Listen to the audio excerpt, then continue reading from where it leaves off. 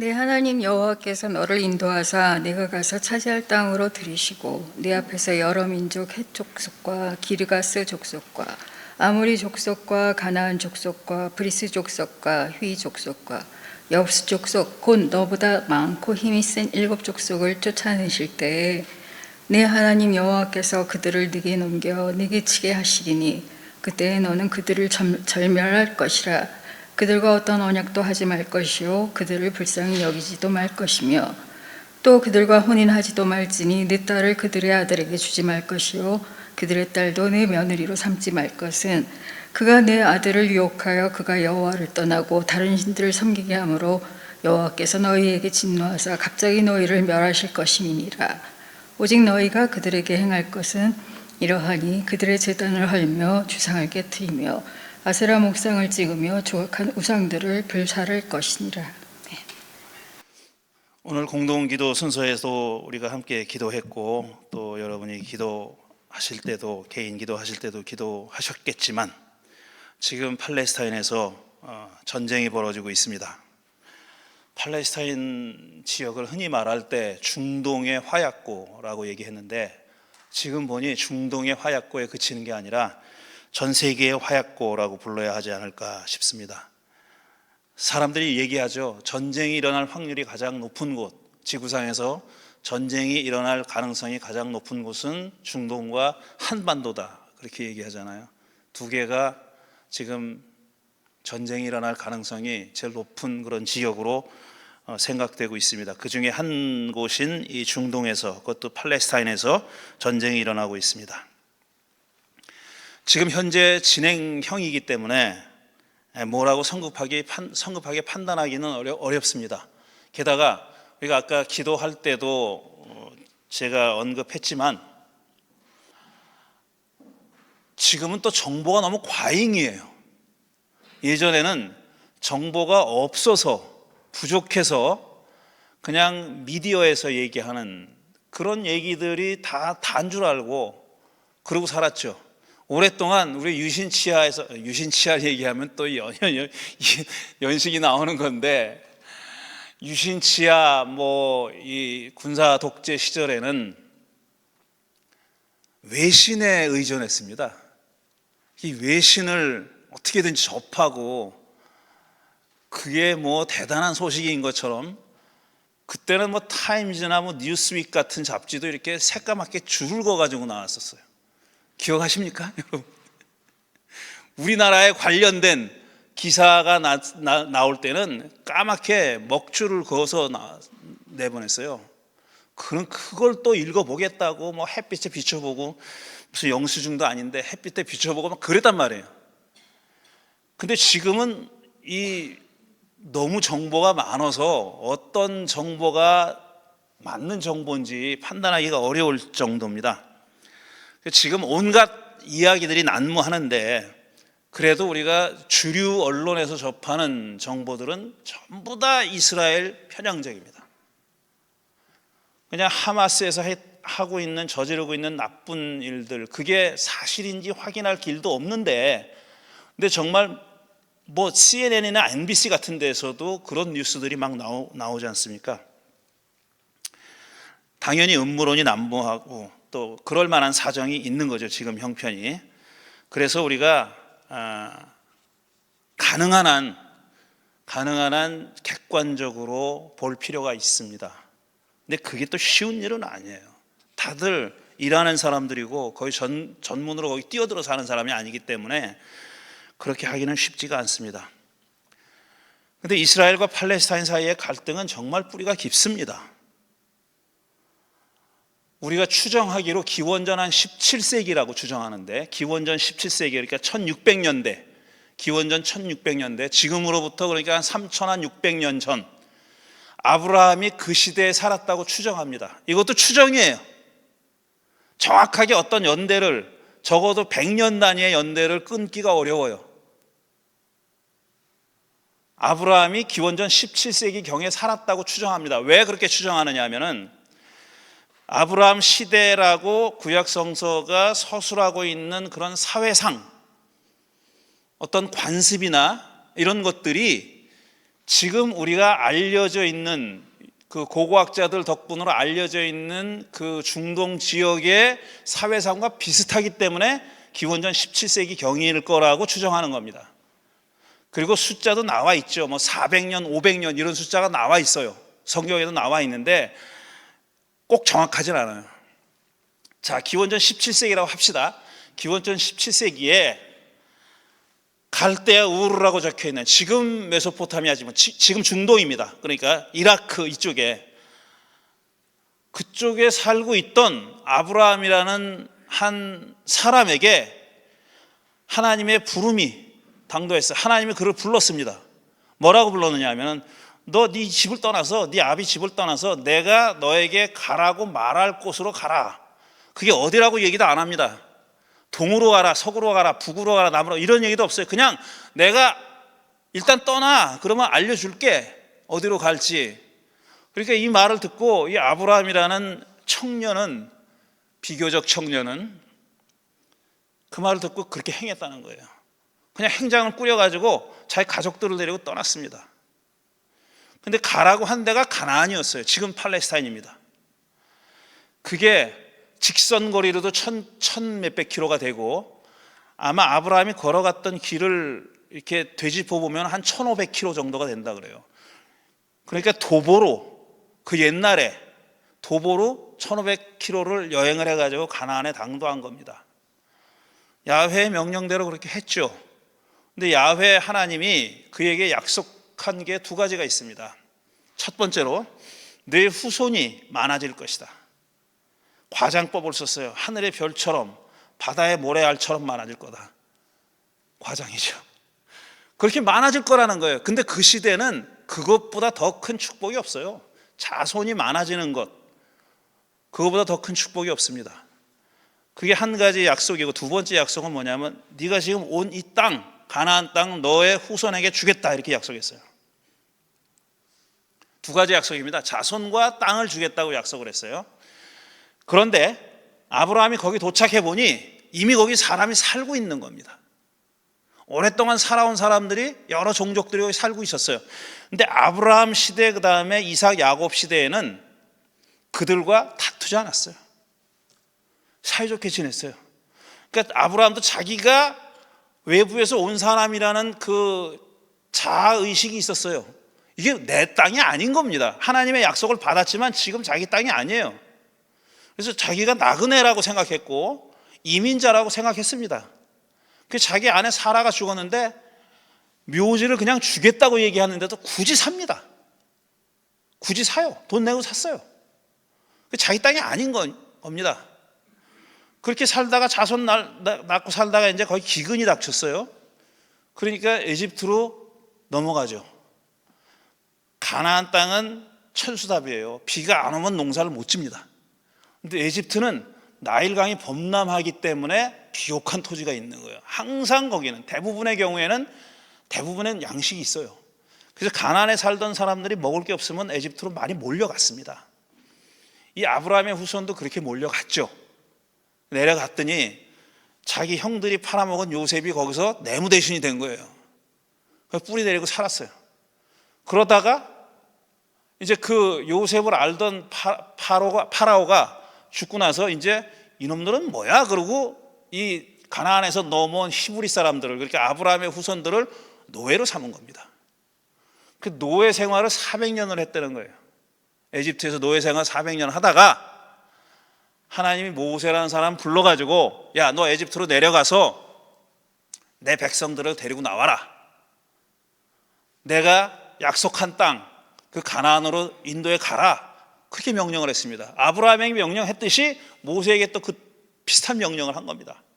그래서 모세가 에집트로 내려가서 파라오하고 1대1 붙죠. 그래서 10가지 재앙이 내려오고, 우리가 10기에서 본 거, 그 일을 겪은 다음에 파라오가 야 나가버려.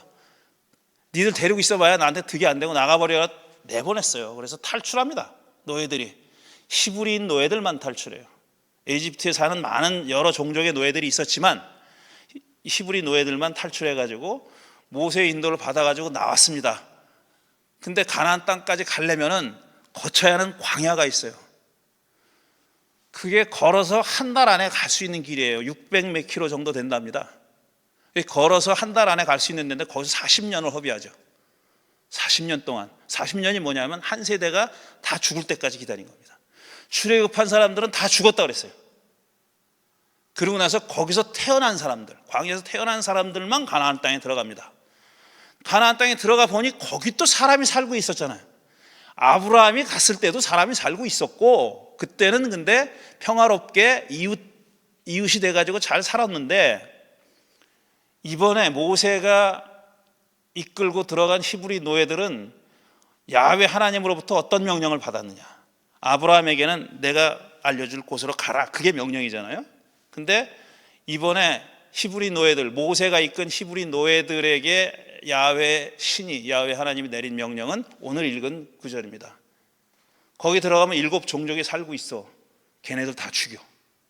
이게 명령이에요. 여호수아서는 그렇게 이 명령을 여호수아를 사령관으로 하는 이스라엘 사람들이 실행했고, 지파별로 땅을 다 나눠 가졌다는 얘기가 적혀 있는 책이 여호수아서입니다. 제가 이번에 쓴 책이 그 얘기고, 그러니까 여호수아서, 신명기와 여호수아서에 이 다 죽이라고 한 명령, 야훼가 7 종족을 다 죽이라고 정말 명령했을까? 라고 질문하는 겁니다. 근데 왜 다 죽이라고 했느냐? 거기 살고 있는 뭐 옵션이 있잖아요. 원래 후발주자는 사정을 해야 됩니다. 먼저 사람이 살고 있어요, 거기. 물론 지금같이 어떤 국경이 있고 뭐 이런 게 아니었었어요. 개인 간에는 땅을 소유하거나 점유할 수 있는 권리가 법적으로 보장돼 있습니다. 그건 함무라비 시대에도 있던 거예요. 아주 오래됐습니다. 메소포타미아에서는, 에집트에서 마찬가지고, 개인이 땅을 갖거나 점유할 수 있는 권한을 법적으로 보호해주는 장치가 있었습니다. 하지만 종족들은 달라요. 종족들은 그런 게 없습니다. 그러니까 이스라엘, 여기 뭐 가나안 족속, 뭐 기르가스 족속, 헷 족속 나오잖아요. 그 사람들이 땅을 나눠가지고 살고 있었는데, 그 사람들이 그럼 국경이 있어가지고 뭐 멕시코, 미국 국경처럼 장벽이 있었던 것도 아니고 철조망이 있었던 것도 아닙니다.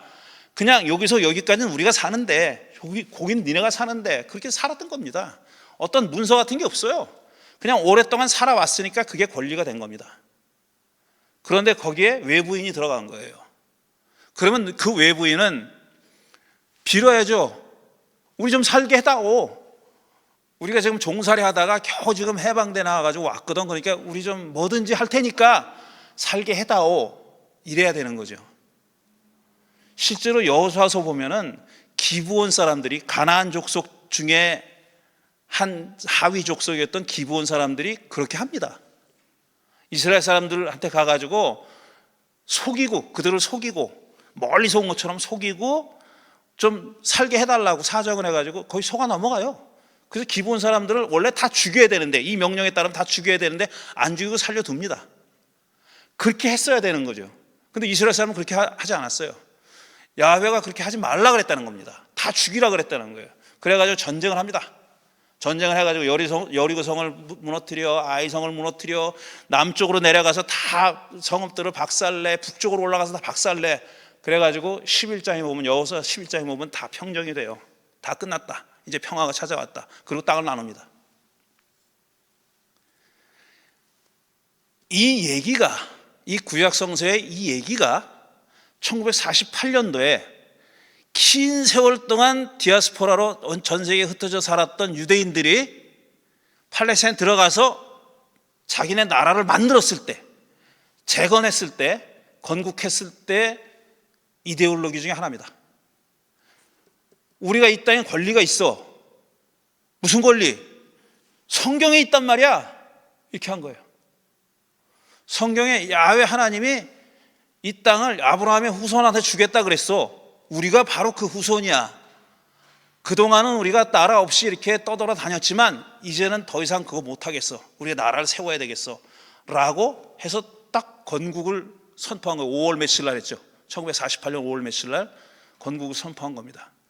그러니 거기 살고 있던 팔레스타인 사람들 같이 삽시다 하고 사정을 해도 모자란데 권리가 있다 그러면서 나가, 니들 나가, 그렇게 한 겁니다. 만약에 이스라엘 사람이 아니라 성경이라고 하는 경전에 등장하는 야훼 하나님의 백성이 아니라 다른 놈들이 이런 짓을 했으면 누구나 다 욕을 했을 겁니다. 적반하장도 유분수지. 아니 비로도 시원찮은데, 사정을 해도 시원찮은데 나가라 그러다니. 그리고 여호수아에서는 다 죽이라 그랬잖아요. 이거 어쩔 거냐고요. 이게 우리 경전에 들어와 있는 겁니다. 그래서 실제로 한국 기독교인들 중에 많은 사람들이 심각하게 진지하게 이 얘기를 읽어보고 생각하지 않고 이게 과연 이래도 되는 거야? 이런 생각하지 않고 그냥 야훼가 했다니까 다 옳지, 뭐 이유가 있겠지, 더 큰 구원 계획이 있겠지. 이건 학자들이 하는 짓입니다. 공부한 사람들이 그냥 야훼가 했다 그러기에는 조금 찜찜한 거야. 그러니까 더 큰 구원 계획이 있으니까. 그리고 또 팔레스타인 사람들을, 가나안 사람들을 폄하합니다. 원래 나쁜 놈들이었어요, 얘네들은. 지금 우리가 읽은 신명기 7장에도 나오잖아요. 걔네들 우상 숭배하고 온갖 나쁜 짓 다 한 애들이야. 걔네들을 왜 죽여야 되는지 알아? 너희들이 걔네들과 같이 살면 물들 거야. 딱 그거예요. 혼인시키지 말어. 네 아들들 걔네들 그 가나안 사람들 딸 며느리 맞지 말고 니들 딸 걔네들 아들한테 시집 보내지 말어. 어떤 언약도 맺지 말고 혼인관계도 맺지 말고 그들이 하는 종교적인 행위는 다 박살을 내고 다 죽여라. 여기는 없지만 신명기 20장에는 숨 쉬는 것 하나 남겨두지 말고 다 죽여라 그랬어요. 숨 쉬는 것 하나 남겨두지 말고라는 말이 있어요, 거기. 그러니까 사람만, 남녀노소만 죽이려는 게 아니라 가축들까지 다 죽이려는 거예요. 이거 어떡할 거냐고요. 근데 이게 그냥 옛날 얘기다 이렇게 생각하면은 문제 없어요. 옛날 신화적인 얘기, 옛날 얘기, 뭐 그런 얘기 많잖아요. 뭐 그리스 로마에는 없습니까? 별짓 다 하잖아요. 그 동네 신들은 별짓 다 하잖아요. 그러니까 그렇게 생각하면 좋겠는데 이게 경전에 들어와 있는 거예요. 유대교와 그리스도교의 경전, 신의 말씀이라고 생각하는 경전에 들어와 있는 겁니다. 하나님의 말씀으로 여겨지는 거예요. 그러니까 야훼가 한 거는 다 옳다라는 말이 나온 거예요, 거기서. 그리고 실제로 1948년도에 이스라엘이 자기 나라를 세우면서 이걸 내세웠습니다. 이스라엘은 시온주의자들과 울트라 라이트, 울트라 보수적인 유대교 리더들이 합작을 해가지고 한 거거든요. 그러니까 유대교 아주 극보수적인 유대교 랍비들, 그 사람들은 이걸 지켜야 되는 거예요. 구약 성서에 약속했는데 우리가 불충해서 그 약속을 지금 완성하지 못한 겁니다. 근데 어떤 시온주의자들이 이걸 이루자 그래. 그러니까 옳았구나. 합작을 한 겁니다. 그래가지고 나라를 세우면서 이들이 내세운 논리는 뭐냐 하면은 이거 원래 우리 땅이었어. 어떻게 니네 땅이야? 그거 아브라함에게 약속한 땅이거든. 그리고 여호수아 시대 때 실제로 우리가 정복해서 살았어. 그러니까 내놔, 이렇게 된 겁니다.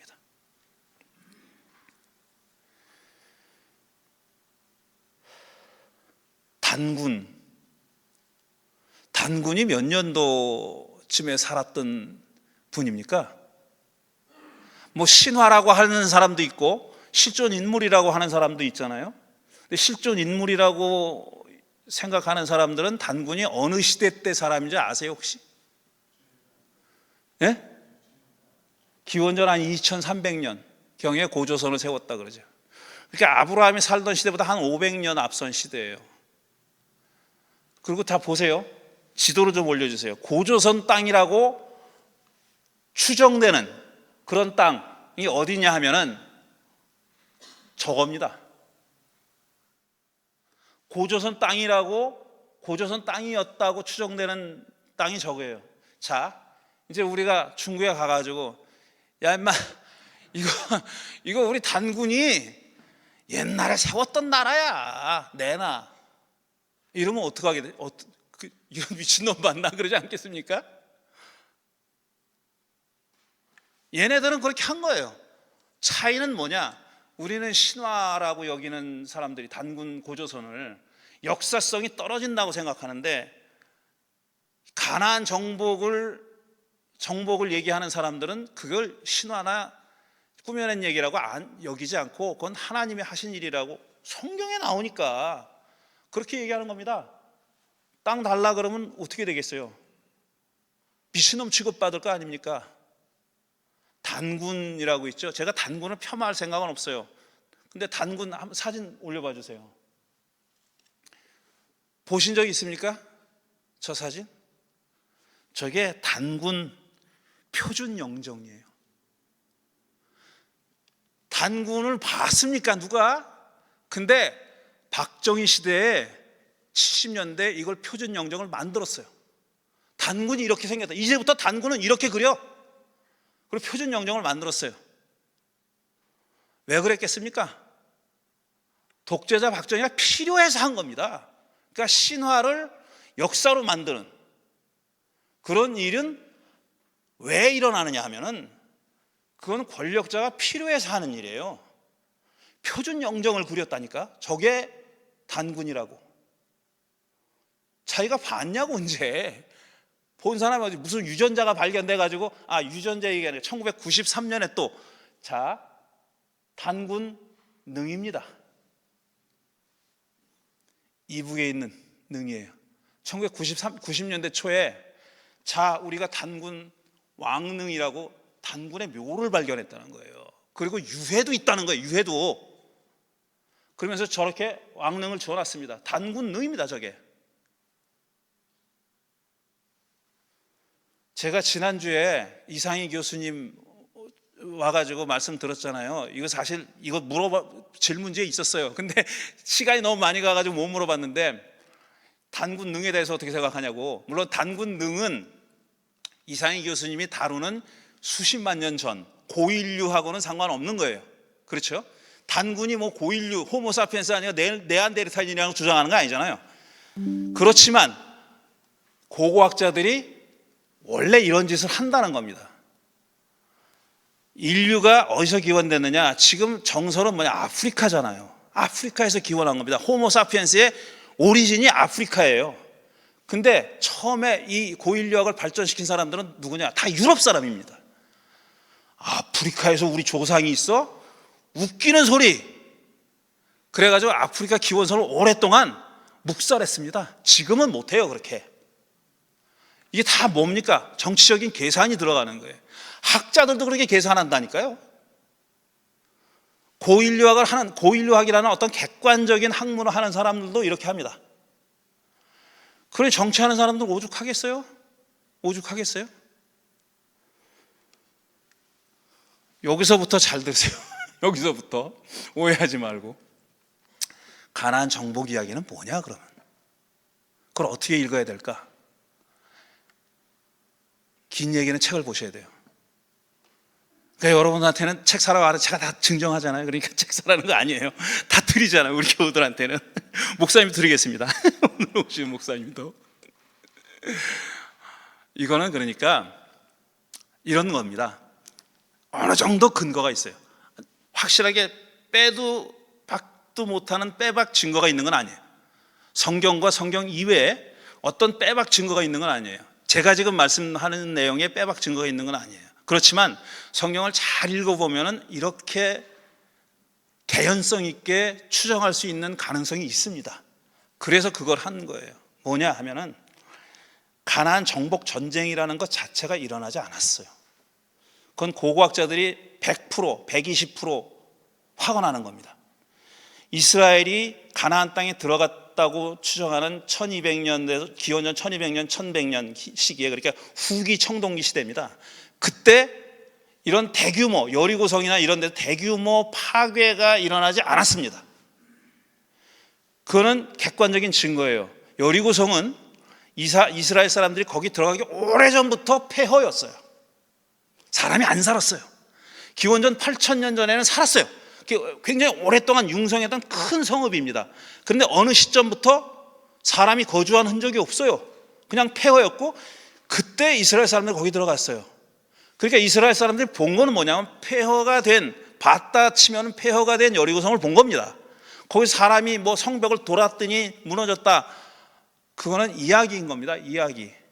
일어나지 않았던 거예요. 그러니까 정복 전쟁이라는 것 자체가 없었어요. 그리고 이스라엘이 거기 뭐 싸워서 무찔러서 들어간 게 아닙니다. 긴 시간에 걸쳐서 조금씩 이주해서 들어갔다라고 봅니다. 그리고 크고 작은 다툼이 있었죠. 다툼이 있었지만 여호수아가 말하는 것처럼 대규모 전쟁이 벌어지거나 이런 일은 없었다는 겁니다. 그건 고고학자들이 다 그렇게 얘기하는 거예요. 그럼 왜 이런 얘기가 만들어졌을까라는 거잖아요. 그건 단군 능을 세우고 표준 영령을 만드는 것과 비슷한 생각입니다. 근데 이 단군 능을 만들고 표준 영령을 세운 사람들은 권력자들이 자기들의 권력을 공고히 하기 위해서 이데올로기를 쓴 건데, 반대로 가나안 정복 전쟁 이야기가 왜 이렇게 쓰였느냐 하면은 오랫동안 식민지로 억눌리면서 살았던 이스라엘 사람들이, 그러니까 북왕국은 721년에 남왕국은 586년에 망한단 말이에요. 아시리아하고 바벨론을 망해가지고 이제 많이 죽고 포로로 잡혀갑니다. 잡혀가가지고 그때서부터 디아스포라가 되는 거예요. 유랑민이 됐어요, 이스라엘 사람들은. 그리고 그게 페르시아가 됐죠. 그 다음에 헬라가 되고 로마가 되고 바뀌면서 계속 자기 나라가 없이 계속 식민지 침탈당하고 약탈당하면서 살았어요. 우리가 35년 동안 그렇게 살았던 것처럼 그 수백 년을 그렇게 사는 겁니다. 근데 그 초기에, 그러니까 페르시아 시대에 이런 생각을 하면 자기들의 어떤 프라이드하고 아이덴티티를, 정체성을 지키기 위해서 뭔가 있어야 되는 거예요. 그게 하나 큰 이유고, 그 다음에 두 번째 이유는 자기들이 왜 망했을까? 왜 야훼 백성이라고 하는 우리가 이 꼴이 되고 이 신세가 됐을까? 왜 식민지 이 피압방민이 돼가지고 이렇게 먹고 살지도 못하게 그렇게 약탈을 당하면서 살았을까? 과거를 거슬러 올라가 보자 한 겁니다. 거슬러 올라가 봤더니 처음부터 단추를 잘못 꼈구나. 자기들이 망한 이유가 가나안 사람들의 우상숭배에 빠져들어가서 망했다고 생각한 겁니다. 자기들이 망한 이유가 야훼를 버리고 다른 신들을 따랐기 때문에 망하게 됐다라고 판단한 거예요. 그게 역사관이에요. 이스라엘 사람들의 역사관입니다. 그러니까 그때 이렇게 했었어야 되는데, 물들지 않으려면 얘네들을 다 없앴어야 되는데, 그걸 드라마틱하게 강조한 이야기입니다. 그래서 여호수아서를 보면은 내쫓았다는 말도 있어요. 그 다음에 몰살했다는 말도 있어요. 둘 다는 못합니다. 내쫓으면은 그 영역 바깥으로 나간 거잖아요. 거기까지 쫓아가서 다 죽이면 몰라도 내쫓으면 끝난 거예요. 그리고 땅을 차지했으면 끝입니다. 근데 몰살했다는 말은 내쫓았다는 말하고 안 맞아요. 둘 중에 하나여야 되는 거예요. 둘 다 있어요. 근데 둘 다. 이런 여러 가지 그 간접적인 근거들을 가지고 제가 지금 한 얘기를 한 겁니다. 그래서 결론을 짓자면은, 그때 그랬으니까 지금도 그래도 된다? 안 됩니다. 그때 종족 말살이 하나님이 생션했어요. 허가해 준 거야. 그러니까 지금 벌어지는 종족 말살도 그거 뭐 정당하기만 하면, 이유가 닿기만 하면 해도 돼, 이거 아니에요. 그때도 나쁜 짓이었고 지금도 나쁜 짓이에요. 그때는 이루어지지 않았어요. 근데 지금은 하고 있습니다. 나쁜 짓이에요. 또 하나, 이스라엘 사람들이 하면 무조건 좋은 이유가 있다, 좋다, 그것만큼 개소리는 없습니다. 지금 이스라엘은 그때 3000년 전의 이스라엘이 아닙니다. 3000년 전에 이스라엘도 좋은 사람은 아니에요. 야훼 하나님도 그러잖아요. 니들이 잘나서 내가 택한 거 아니라 그러잖아요.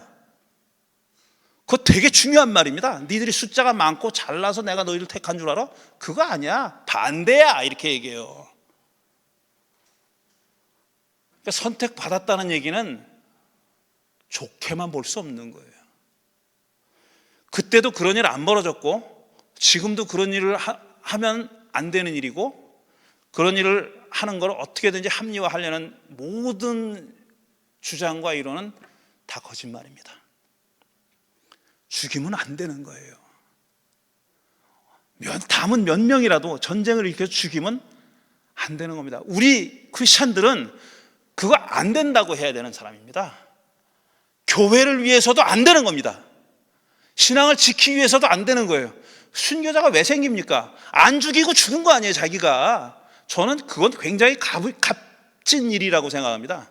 죽일 수 있었어요. 스페인, 포르투갈에서 남미로 아프리카로 선교사 내보내는 그 사람들 다 군대 끌고 와서 죽였잖아요, 실제로. 근데 선교사들 중에서 그걸 막은 사람들이 있습니다. 뭐 하지 말라고, 그렇게 하지 말라고.